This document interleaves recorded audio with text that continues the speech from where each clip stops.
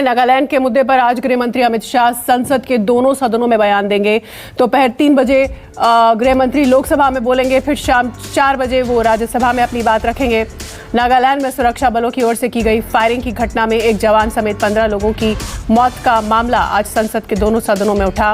राज्यसभा में विपक्ष के नेता मल्लिकार्जुन खड़गे ने पूरे मामले को उठाया और केंद्रीय गृह मंत्री अमित शाह से विस्तृत जवाब की मांग की। दूसरी तरफ प्रश्नकाल शुरू होते ही लोकसभा में कांग्रेस के नेता अधीर रंजन चौधरी ने भी नागालैंड में गोलीबारी का मुद्दा उठाया। उन्होंने कहा कि नागालैंड में जो घटना घटी है वो दुखद है, शर्मनाक है।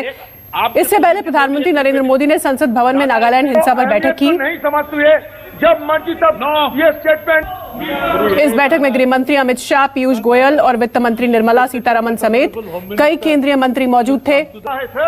बैठक में नागालैंड समेत संसद की रणनीति को लेकर चर्चा हुई। फिलहाल इंतजार गृह मंत्री के सदन में बयान का।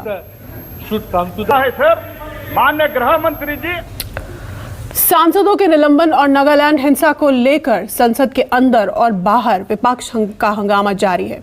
विपक्षी नेताओं ने जहां लोकसभा और राज्यसभा में नागालैंड का मुद्दा उठाया, वहीं संसद परिसर में गांधी प्रतिमा के पास हमेशा की तरह प्रदर्शन भी किया। तानाशाही नहीं चलेगी, नहीं चलेगी, नहीं चलेगी। हिटलरशाही नहीं चलेगी, नहीं चलेगी, नहीं चलेगी। नहीं चलेगी, नहीं चलेगी, नहीं चलेगी। तुगलकशाही नहीं चलेगी, नहीं चलेगी, नहीं चलेगी। तो नागालैंड हिंसा को लेकर विपक्ष कांग्रेस सरकार को घेर रही है। कांग्रेस सांसद शशि थरूर का क्या कहना था, ये सुनिए। नागालैंड में जो घटना घटी है, मेघालय के मुख्यमंत्री ने अभी ट्वीट करके कहा है कि जो स्पेशल पावर दिया गया है सैनिकों को वो हटाया जाए। नॉर्थ ईस्ट में देखिए, आप 2019 पे हमारे मैनिफेस्टो देख लीजिए यूपी कांग्रेस पार्टी के। हमने उसी वक्त कहा था कि AFSPA को डायल्यूशन करनी चाहिए। ये नहीं कि कोई भी भारतीय सैनिक कोई और भारतीय नागरिक को मतलब बिना कोई कॉन्सिक्वेंस ऐसे मार सके। हत्या नहीं होना चाहिए हमारे देश में। ये इंडियन भारतीय नागरिकों को अभी 15 मतलब कुछ हुआ था 4-5 तारीख के रात। ये तो बहुत सीरियस बात है। तो हम सरकार की मतलब एक्सप्लेनेशन सुनना चाहते हैं। सुने कि गृह मंत्री शायद दोपहर को आएगा लोकसभा में हमें बताने के लिए उनकी तरफ से क्या हुआ और कैसे हुआ, और उसके बाद तो हम नेचुरली हमारे पोजीशन पाएंगे। सर, एक बात नरेंद्र मोदी की सरकार या नरेंद्र मोदी लगातार ये कहते रहे कि 2014 में उनकी सरकार करने के बाद जो नॉर्थ ईस्ट को अभी तक की सरकार, पूर्व की सरकारों ने निगलेक्ट करने का काम किया, हमने सबसे ज़्यादा अधिकार दिए। नागालैंड की घटना के बाद से पहली बार मुझे लगता है कि सेना के खिलाफ राज्य पुलिस ने FIR दर्ज की। देखिए, वो तो पहली बात है। दूसरी उसके पहले क्या हुआ आसाम में, आसाम मणिपुर बॉर्डर में आपको पता है वहाँ भी देहांत हो गया लोगों का।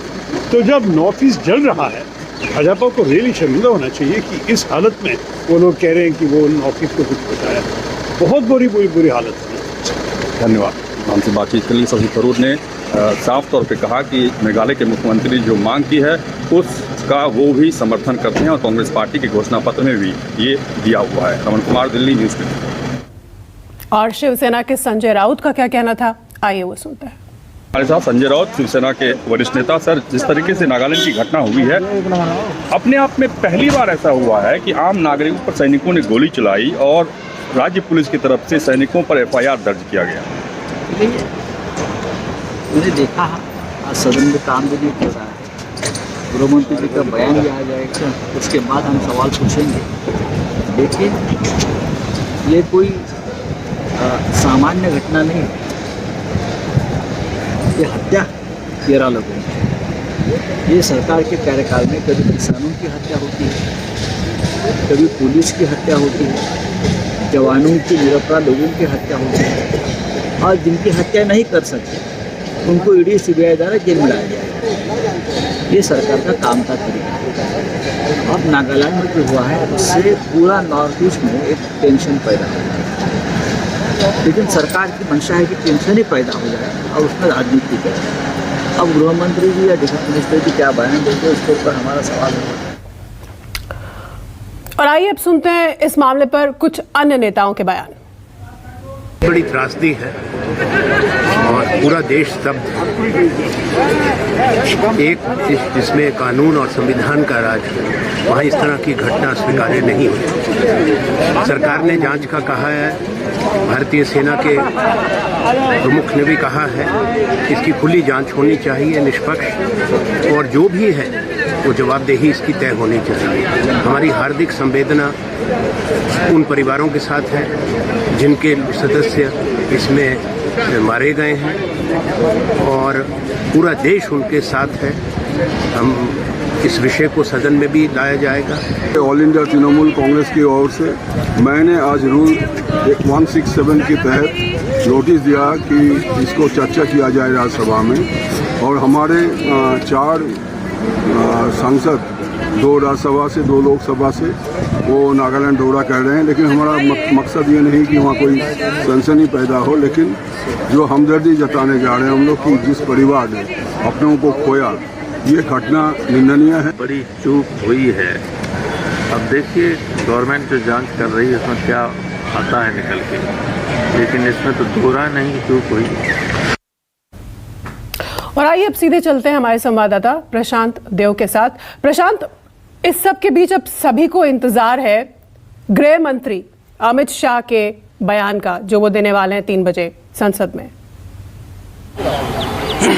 कि देखिए शीतल, 3 बजे लोकसभा में गृह मंत्री इस पे अपना बयान जारी करेंगे, पूरी स्थिति को स्पष्ट करेंगे, सिलसिलेवार बताएंगे कि ये मिस्टेकन आइडेंटिटी थी या फिर कुछ और था, और किसके चक्कर में इन सिविलियंस को गोली लगी, जो टारगेट पे थे वो लोग कौन थे। ये तमाम बातों का स्पष्ट रूप से वो पहले लोकसभा को बताएंगे, फिर राज्यसभा बताएंगे। हालांकि विपक्ष ने संसद में नोटिस दिया कि इस पर चर्चा हो, इस पर बात हो, और एक तरीके से सरकार को घेरने की कोशिश की। इससे पहले कि मामला तूल पकड़े, मुद्दा बने, भारत सरकार के गृह मंत्री अमित शाह जो है सुबह सुबह उनकी तरफ से ट्वीट आ गया था कि वो 3 बजे इस पर पूरी तफसील से इसकी जानकारी रखेंगे देश के सामने, सरकार के सामने, और सदन के सामने सारी बात को रखी जाएगी कि पूरा मामला क्या था और किस तरीके से घटनाक्रम हुआ। हालांकि सरकार और मंत्री की तरफ से भी बार बार ये बात कही जा रही है कि जो भी हुआ बहुत दुखद है और बहुत ही हाई लेवल की जांच वो जो है डिफेंस की तरफ से और इंटरनल सिक्योरिटी की तरफ से और राज्य सरकार की ओर से भी की जा रही है। पूरे मामले की एक जांच रिपोर्ट होगी, फिर उसको भी आगे साझा किया जाएगा। लेकिन पहली अभी जब तक कि उनके बयान नहीं आ जाते, ये माना जा रहा है कि मिस्टेकन आइडेंटिटी की वजह से ये हुआ, और उसके बाद जब गांव वालों ने घेर लिया तो उसमें एक आध जवानों की भी जान गई। और लेकिन अब यह जानना ये होगा कि आखिर वो किसको वो टारगेट कर रहे थे, कौन से उग्रवादी संगठन थे, और क्या पूरी रणनीति थी सेना और इंटरनल सिक्योरिटी के पैरामिलिट्री फोर्सेस की, जिसमें इस तरह की चूक हुई तो क्यों हुई, किस तरीके से हुई। ऐसी चूक हालांकि फोर्सेस के जरिए इस तरह की बड़ी चूक होनी नहीं चाहिए। फेल्योर कहाँ पे हुआ, क्या इंटेलिजेंस फेल्योर की वजह से हुआ, गलत इंटेलिजेंस मिली, इन तमाम बातों पे एक सवाल जरूर खड़ा होता है कि इतनी बड़ी चूक, इतनी बड़ी जान माल का नुकसान आखिर कैसे हो सकता है, गोली क्यों चलानी पड़ी, किन परिस्थितियों में चलानी पड़ी, सबका सिलसिलेवार जानकारी जो है गृह मंत्री अब से 1 घंटे के बाद सदन में देंगे। बिल्कुल, सेना की भी एक इंटरनल इंक्वायरी चल रही है इस पर। प्रशांत, अब विपक्ष क्या कह रहा है, चाहता क्या है, क्योंकि बयान तो गृह मंत्री देंगे 3 बजे लोकसभा में और फिर राज्यसभा में भी, ये तो सुबह ही तय हो गया था, स्पीकर ने बता दिया था। विपक्ष अब क्या कह रहा है, विपक्ष के नेता अब क्या कह रहे हैं, किस तरह की लामबंदी कर रहे हैं, क्योंकि हम लगातार बयान सुन रहे हैं विरोध के। जो विपक्षी नेताओं ने मतलब थोड़ा आलोचना इसकी की है, लेकिन बहुत तीखी आलोचना अभी नहीं हुई है। दरअसल में वो भी पहले जवाब को सुनना चाहते हैं, गृह मंत्री पहले बताते क्या है, क्या बात बताते हैं। बहुत सारे इनपुट से भी वहाँ से नहीं आए, चूँकि रक्षा से जुड़ा मामला है, सेना से जुड़ा मामला है, इंटरनल सिक्योरिटी से जुड़ा मामला है, तो ये अभी वैसा बहुत प्रमुख तौर पर वैसा विपक्ष के लिए मुद्दा नहीं बना है। लेकिन चूँकि सरकार को घेरने की एक रणनीति रहती है कि कोई भी मौका विपक्ष चूकना नहीं चाहता, तो इसलिए उन्होंने चर्चा की बात की। अर्जेंट मोशन की भी चिट्ठी लिखी गई है। मनोज झा जो सांसद हैं उनके द्वारा भी। लेकिन जिस तरीके से महंगाई पे, जिस तरीके से निलंबित सांसदों पे जो तूफान मचा था, वैसा कोई मुद्दा यहाँ पे अभी इस मामले को लेकर नहीं मिला। लेकिन चूंकि तुरंत फौरन ही, जैसे कल की घटना के बाद सरकार की तरफ से संवेदना वाली प्रतिक्रियाएं आ गई। सरकार ने कह दिया कि हम जांच करा रहे हैं, सरकार ने कह दिया कि पूरी हाई लेवल कमेटी इसकी जांच करेगी। और रक्षा मंत्रालय की तरफ से भी कई ट्वीट आए, कई तरह के स्पष्टीकरण आ गए हैं। और गृह मंत्री खुद जो है आज इसको लोकसभा में इसका जवाब देंगे, तभी साफ हो पाएगी कि आखिर क्या हुआ। तो विपक्ष को भी इसका इंतजार होगा गृह मंत्री के जवाब का। बिल्कुल, सभी को इंतजार गृह मंत्री के जवाब का, उनके बयान का, कि वो क्या कहते हैं, उसके लिए हमें इंतजार करना होगा। बस थोड़ा बहुत धन्यवाद प्रशांत इस बातचीत और जानकारी के लिए। सांसदों के निलंबन पर भी संसद में संग्राम लगातार मचा हुआ है। हंगामे को लेकर कांग्रेस सांसद शक्ति सिंह गोहिल का क्या कहना था, उनसे बात की हमारे पॉलिटिकल एडिटर रमन कुमार ने। गांधी प्रतिमा के सामने निलंबित सांसदों का धरना लगातार चल रहा है। राज्यसभा और लोकसभा में भी इनके निलंबन को वापस लेने की मांग लगातार उठ रही है। हमारे साथ कांग्रेस पार्टी के वरिष्ठ नेता शक्ति सिंह गोहिल साहब हैं। सर, लगातार चेयर की तरफ से, सरकार की तरफ से कहा जा रहा है कि जब तक माफ़ी नहीं मांगी जाती तब तक निलंबन वापस नहीं होगा। देखिए, वन साइडेड बात नहीं होनी चाहिए। उस दिन क्या हुआ, मेरे विमेन मेंबर पार्लियामेंट्स को हैकल किया गया मेल मार्शल्स द्वारा। एक मंत्री वहाँ बैठे बैठे गाली गलौज की भाषा करके उकसा रहे, तो आप उधर कुछ नहीं करते हो। और जो सांसद का आपने नाम नहीं दिया, नेम नहीं है, उसको सस्पेंड किया गया है। जिसको नेम किया गया उसको सस्पेंड नहीं किया गया। तो पूरा पॉलिटिकली मोटिवेटेड सस्पेंशन है। और माफ़ी मांगनी है तो वहाँ से भी माफ़ी मांगनी चाहिए कि वो जो हुआ वो प्रोवोक करने का काम, वहाँ एक मंत्री बैठे बैठे गाली गलौज किया, उससे ज़्यादा प्रोवोकेशन हुआ।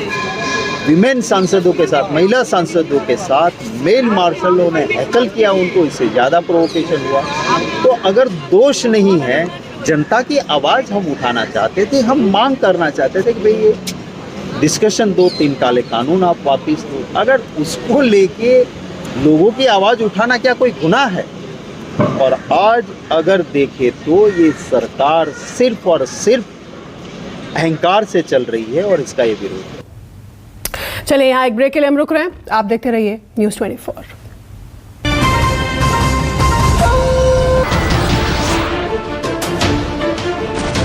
नमस्कार, मैं हूं मानक गुप्ता। अगर आपको हमारा ये वीडियो पसंद आया हो तो इसे लाइक और शेयर जरूर करें। और हाँ, हमें सब्सक्राइब और फॉलो करना ना भूलें, ताकि आप देश और दुनिया की कोई खबर मिस ना करें। तो जुड़े रहिए हमारे साथ और देखते रहिए न्यूज़ 24।